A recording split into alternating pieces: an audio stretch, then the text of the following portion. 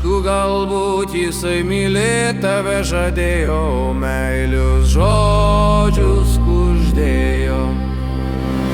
Pasirodė jis kitoks, lochas, lochas, lochas, lochas. Tau atrodė jis galvos, lochas, lochas, lochas, lochas. Tu tikėjaisi žinus, lochas, lochas, lochas, lochas. Žvaigždžių tau dovanos, lochas, lochas, lochas, lochas. Pasirodė jis kitoks, lochas, lochas, lochas, lochas. Tau atrodė jis galvos, lochas, lochas, lochas, lochas. Be jausmų jis ir be meilės, o širdis kaip baltos snaigės.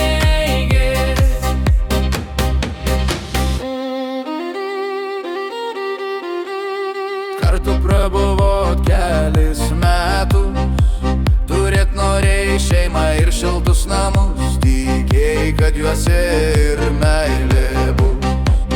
Vieną rytą tu jam pasakei, kad nauja gyvybė tavyje rusena jau ir kad myli jį dar labiau.